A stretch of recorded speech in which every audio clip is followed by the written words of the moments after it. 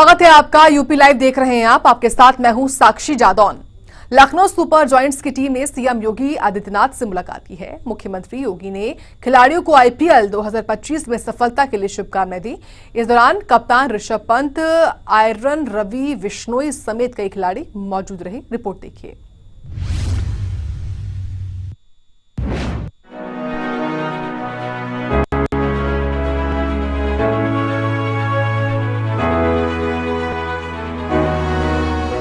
IPL 2025 के रोमांचक मुकाबले से पहले लखनऊ सुपर जायंट्स की टीम ने मुख्यमंत्री योगी आदित्यनाथ से मुलाकात की। इस दौरान संजीव गोयनका और कप्तान ऋषभ पंत समेत पूरी टीम मौजूद रही। मुख्यमंत्री ने सभी खिलाड़ियों और स्टाफ को शुभकामनाएं दी और उम्मीद जताई कि टीम आईपीएल ट्रॉफी जीतने के लिए अपना सर्वश्रेष्ठ प्रदर्शन करेगी। मुख्यमंत्री योगी आदित्यनाथ ने कहा कि लखनऊ सुपर जायंट्स ने बीते सालों में शानदार प्रदर्शन किया है और ये टीम प्रतिभा, अनुशासन और खेल भावना का अद्भुत उदाहरण है। इस दौरान सीएम योगी ने टीम को संघर्ष, अनुशासन और खेल भावना के साथ खेलने की सलाह दी। मुख्यमंत्री ने कहा कि उत्तर प्रदेश में खेल संस्कृति को बढ़ावा देने के लिए सरकार अहम कदम उठा रही है, जिससे प्रदेश के युवा राष्ट्रीय और अंतर्राष्ट्रीय स्तर पर अपनी पहचान बना रहे हैं। एलएसजी टीम के कप्तान ऋषभ पंत, आर्यन जुआल, हिम्मत सिंह, शहबाज अहमद, मोहसिन खान, रवि बिश्नोई समेत अन्य खिलाड़ी मौजूद रहे। जहीर खान और Justin Langer, Vijay Dahiya, loss क्यूजनर भी इस मुलाकात का हिस्सा बने। लखनऊ सुपर जायंट्स की टीम को मुख्यमंत्री योगी आदित्यनाथ ने आगामी आईपीएल सीजन के लिए शुभकामनाएं दी और उत्तर प्रदेश में खेलों के विकास पर जोर दिया। इस मुलाकात से राज्य में खेल संस्कृति को बढ़ावा मिलेगा और युवा खिलाड़ियों को प्रेरणा मिलेगी। ब्यूरो रिपोर्ट, सूर्य समाचार। और वही बसपा सुप्रीमो मायावती के लखनऊ आवास पर अचानक से अफरा तफरी मच गई जब एनएसजी, पुलिस, फायर ब्रिगेड और एम्बुलेंस पहुंची। बाद में मालूम चला कि ये मॉक ड्रिल थी जो सुरक्षा जांचने के लिए की गई थी।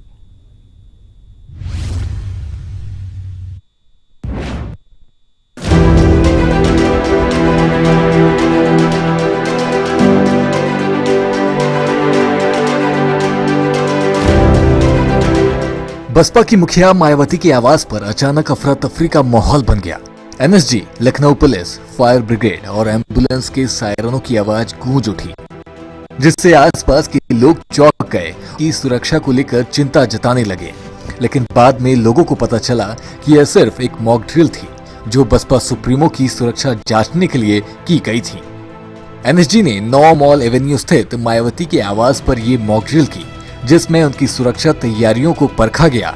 इसके दौरान एनएसजी के जवानों के साथ स्थानीय पुलिस, फायर ब्रिगेड और एम्बुलेंस टीम भी शामिल रही। करीब 1 घंटे तक चले इस मॉक ड्रिल में एक नाटकीय स्थिति तैयार की गई, जिसमें मायावती की डमी को घायल के रूप में दिखाया गया और उसे एम्बुलेंस के जरिए सिविल अस्पताल ले जाया गया। जी की गाड़ियां भी चलती नजर आईं। इस दौरान एम्बुलेंस को सिविल अस्पताल तक ले जाने के लिए रूट क्लियर किया गया। आने जाने वाली गाड़ियों को रास्ते से हटाया गया, जिससे एम्बुलेंस ले जाने कोई दिक्कत न हो। इस ड्रिल में मायावती के ड्राइवर, सुरक्षा में तैनात सुरक्षाकर्मी और पुलिसकर्मी भी शामिल थे। ये अभ्यास किसी भी आपात स्थिति से निपटने और सुरक्षा प्रोटोकॉल की जांच के लिए किया गया।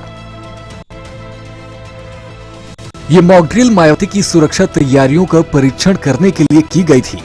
मॉक ड्रिल इस बात को बताता है कि बसपा सुप्रीमो की सुरक्षा को लेकर प्रशासन पूरी तरह से सतर्क है। ऐसे ड्रिल भविष्य में किसी भी खतरे से निपटने में महत्वपूर्ण साबित हो सकती हैं। ब्यूरो रिपोर्ट, सूर्य समाचार।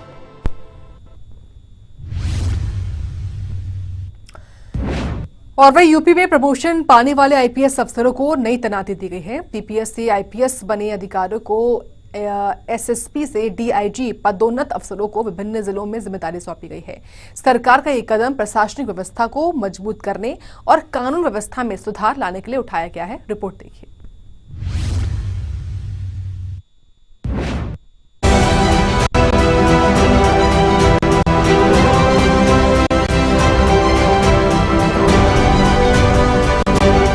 योगी सरकार में प्रमोशन पाने वाले आईपीएस अफसरों को नई तैनाती दे दी। हाल ही में पीपीएस से आईपीएस बने अधिकारियों और एसएसपी से डीआईजी पद पर पदोन्नत अफसरों को नई जिम्मेदारियां सौंपी गईं। राज्य सरकार ने इन अफसरों की कुशलता और अनुभव को देखते हुए उनकी तैनाती की है। प्रमोशन पाने वाले पीपीएस से आईपीएस बने अधिकारियों को अलग अलग जिलों और विभागों में तैनात किया है। वहीं एसएसपी से डीआईजी बने अफसरों को भी नई जिम्मेदारियां सौंपी गई हैं। इन अफसरों को महत्वपूर्ण जिलों और विभागों में भेजा गया है, जहां वे कानून व्यवस्था बनाए रखने और प्रशासनिक कार्यों को संभालने का काम करेंगे। आइए अब आपको ग्राफिक्स के जरिए बताते हैं किसे कहां तैनाती मिली। हेमंत कुटियाल को लखनऊ का डीआईजी बनाया गया। शालिनी बनी डीआईजी पीएससी मुरादाबाद अनुभाग। स्वप्निल ममगाई को बनाया गया डीआईजी पीएससी मेरठ अनुभाग। डॉक्टर प्रदीप कुमार बने पुलिस महानिरीक्षक अतिरिक्त सचिव पुलिस भर्ती बोर्ड लखनऊ। अरुण कुमार श्रीवास्तव बने डीआईजी पीएससी अयोध्या अनुभाग। सूर्यकांत त्रिपाठी बने डीआईजी फायर सर्विस मुख्यालय लखनऊ। विकास कुमार वैद्य बने डीआईजी स्थापना डीजीपी मुख्यालय लखनऊ। राजेश कुमार सक्सेना बने DIG PTS Sultanpur. Sunita Singh DIG PCS मुख्यालय लखनऊ। कमला प्रसाद यादव बने डीआईजी एंटी करप्शन लखनऊ। तेज स्वरूप सिंह बने डीआईजी कार्मिक डीजीपी मुख्यालय लखनऊ। हृदेश कुमार बने डीआईजी ईओडब्ल्यू मुख्यालय लखनऊ। उत्तर प्रदेश में प्रमोशन पाने वाले आईपीएस अफसरों को नई तैनाती देकर सरकार ने प्रशासनिक सुधारों की दिशा में महत्वपूर्ण कदम उठाया है। इससे राज्य की कानून व्यवस्था और पुलिस विभाग में मजबूती आएगी और अधिकारी बेहतर कार्य कर सकेंगे। ब्यूरो रिपोर्ट, सूर्य समाचार।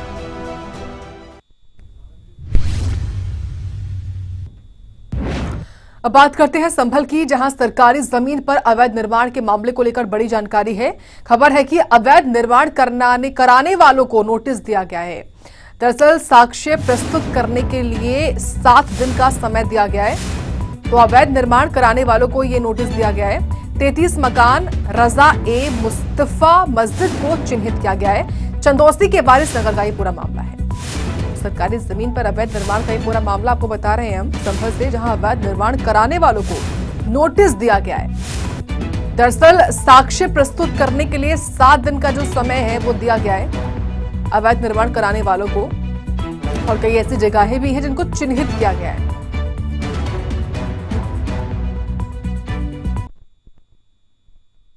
ये अभी तहसील दिवस में शिकायत आई थी कि डाटा संख्या 341 जो हमारे अभिलेखों में, राजस्व अभिलेखों में नगर पालिका चंदौसी के नाम की दर्ज भूमि है, सरकारी भूमि के नाम दर्ज, नगर पालिका के नाम दर्ज।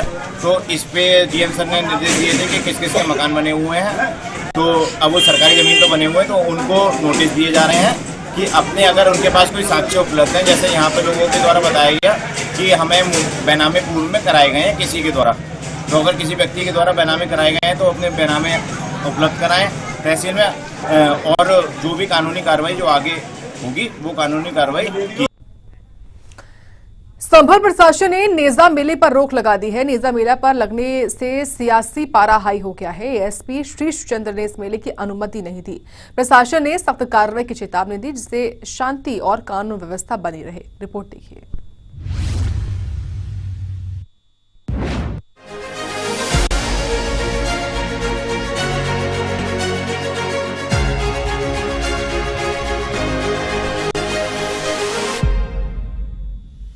संभल एक बार फिर सुर्खियों में बना हुआ है। दरअसल संभल में इस साल नेजा मेला नहीं लगेगा।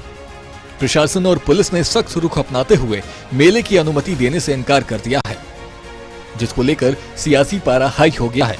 विपक्ष इस मुद्दे पर तूल पकड़ता नजर आया। वहीं इस मामले में पुलिस अधिकारियों का साफ कहना है कि यह मेला महमूद गजनी के भांजे और सेनापति सैयद सलार मसूद गाजी की याद में आयोजित किया जा रहा है, जिसे प्रशासन देशद्रोह मान रहा है। संभल में नेजा मेला काफी समय से आयोजित होता रहा है।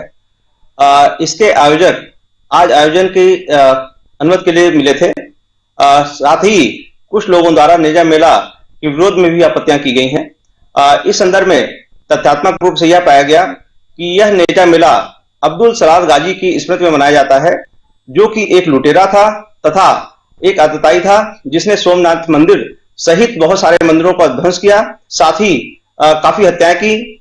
इस तरह के लुटेरे और हत्यारे की स्मृति में इस तरह के आयोजन का किया जाना सर्वथा अनुचित है। इस मामले में नेजा मेला समिति के सदस्य कोतवाली पहुंचे और एएसपी शीश चंद से मुलाकात की तो अधिकारी ने स्पष्ट रूप से कहा कि सलार मसूद गाजी के नाम पर कोई मेला आयोजित नहीं किया जा सकता। पुलिस प्रशासन के इस फैसले के बाद सियासी पारा हाई हो गया है।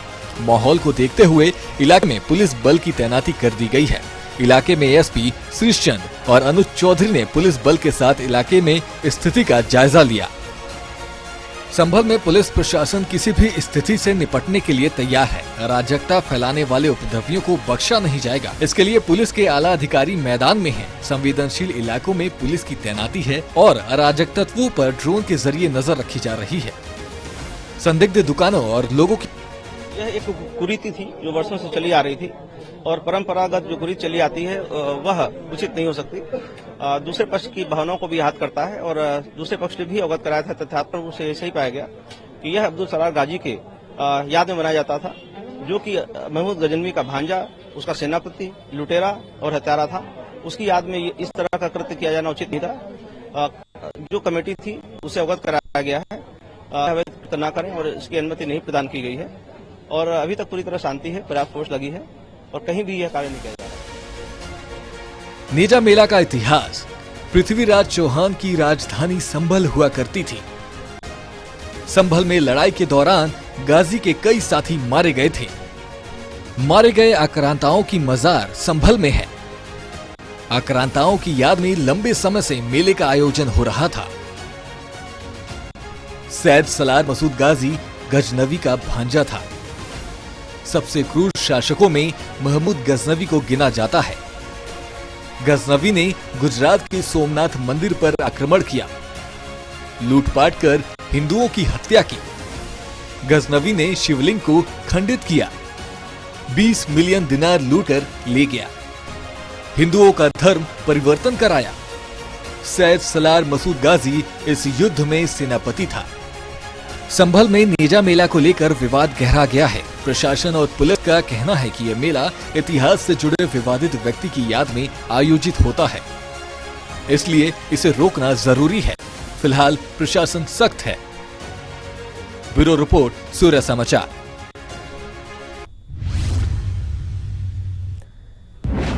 अयोध्या में रामलला मंदिर के पास त्रिवेणी नाम की बिल्डिंग में भीषण आग लग गई। बिल्डिंग में आग लगने की वजह से धुएं का गुबार उठा और पूरा इलाका धुआं-धुआं हो गया, जिससे आसपास के लोगों में भी हड़कंप मच गया। रिपोर्ट देखिए।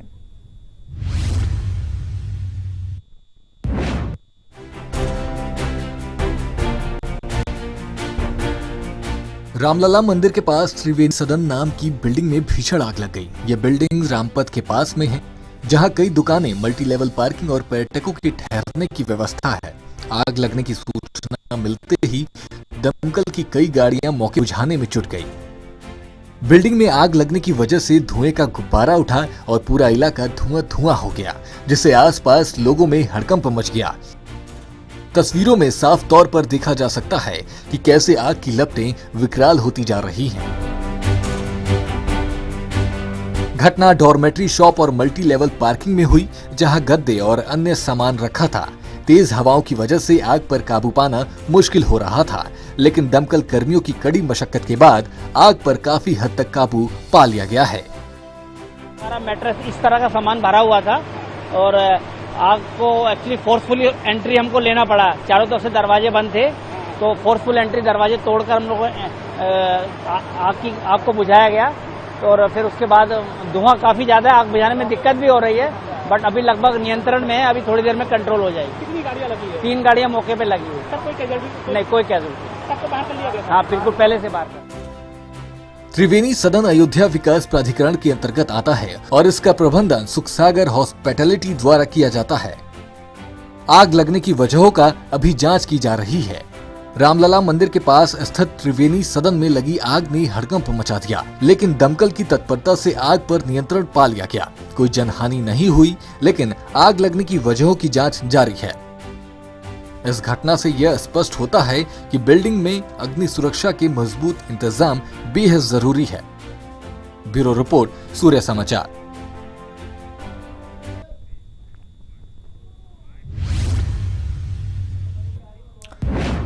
अगली खबर भी अयोध्या से है, जहां के मसौदा इलाके में केएम चीनी मिल की पानी की टंकी गिरने से एक मजदूर की जान चली गई, जबकि 2 घायल हो गए। हादसे में 40,000 लीटर क्षमता वाली टंकी अचानक से ढह गई और फिलहाल पुलिस मामले की तफ्तीश कर रही है। रिपोर्ट देखिए।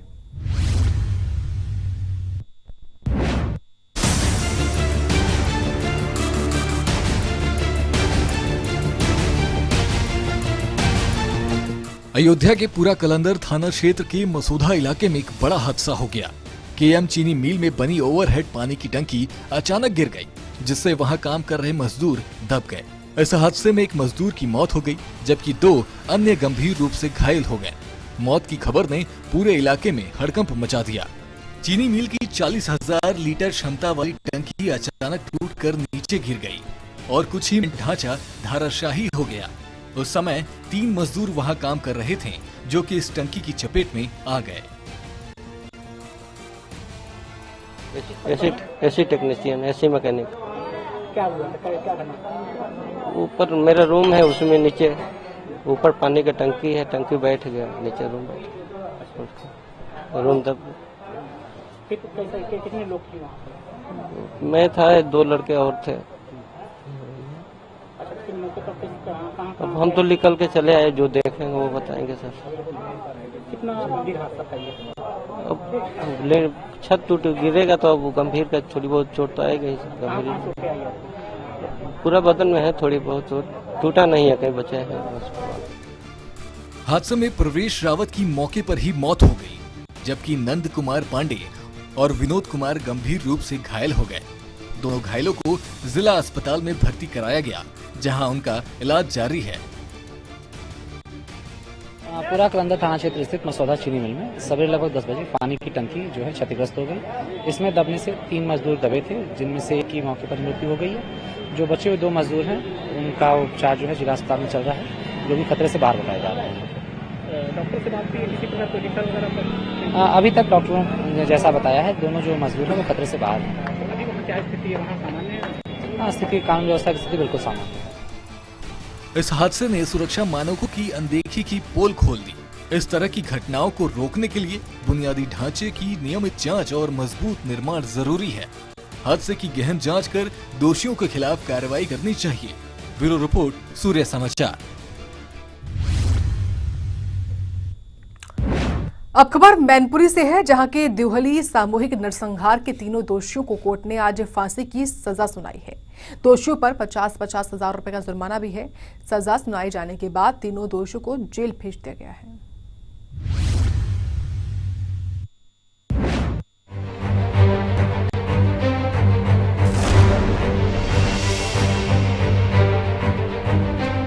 यूपी की मैनपुरी में स्पेशल डकैती कोर्ट की एडीजी इंदिरा सिंह ने दिहुली नरसंहार मामले में ऐतिहासिक फैसला सुनाया। 1982 में हुए इस नरसंहार में दोषी पाए गए डकैत कप्तान सिंह, राम सेवक और रामपाल को फांसी की सजा दी गई है। साथ ही 50-50 हजार रुपए का जुर्माना भी लगाया गया है। 1982 में डकैतों के गिरोह ने दलितों के गांव पर हमला कर 24 लोगों की हत्या कर दी थी। इसमें महिला और बच्चे भी शामिल थे। यह हमला डकैतों ने मुखबिरी के शक में किया था। इस घटना ने पूरे देश को हिलाकर रख दिया था। तत्कालीन इंदिरा गांधी, गृह मंत्री बीपी सिंह, मुख्यमंत्री नारायण दत्त तिवारी और विपक्षी नेता अटल बिहारी वाजपेयी भी उस समय पीड़ित परिवारों का दिहुली गांव पहुंचे थे। पहले ये गांव फिरोजाबाद जिले में था, लेकिन बाद में केस मैनपुरी में ट्रांसफर हो गया। 4 दशक बाद आए इस फैसले से पीड़ित परिवारों को न्याय मिला। ये सजा ऐसे अपराधों के खिलाफ कड़ा संदेश है कि कानून के शिकंजे से अपराधी बच नहीं सकते। ब्यूरो रिपोर्ट, सूर्य समाचार।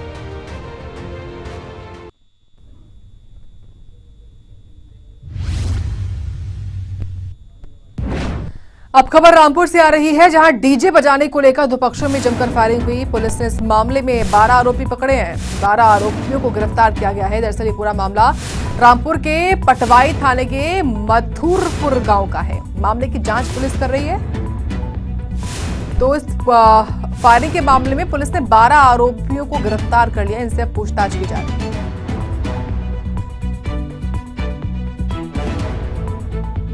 तो रामपुर में दो पक्षों के बीच में फायरिंग होती है। इस मामले में पुलिस ने 12 ये जो आरोपी हैं वो पकड़े हैं, जिनसे पूछताछ की जा रही है मामले को लेकर। डीजे बजाने को लेकर विवाद शुरू होता है। इस विवाद में ही फायरिंग कर देते हैं दोनों पक्ष आपस में। इस मामले में 12 आरोपी जो है वो शामिल थे, जिनको पुलिस ने पकड़ लिया। पटवाई थाने के मथुरपुर गांव का मामला है।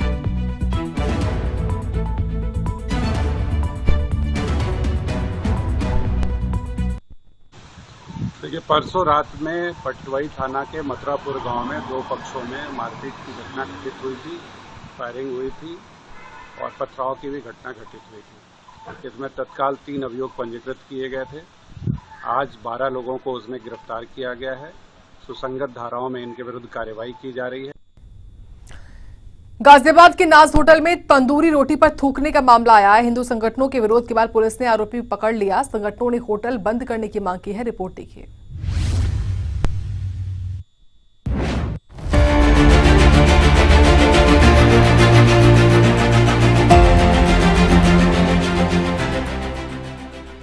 गाजियाबाद दिल्ली मेरठ हाईवे पर मुरादनगर स्थित नाज होटल में रोटी बनाने के दौरान रोटी पर थूकने का मामला सामने आया है। इस घटना का एक राहगीर ने वीडियो बना लिया, जो तेजी के साथ अब सोशल मीडिया पर वायरल है।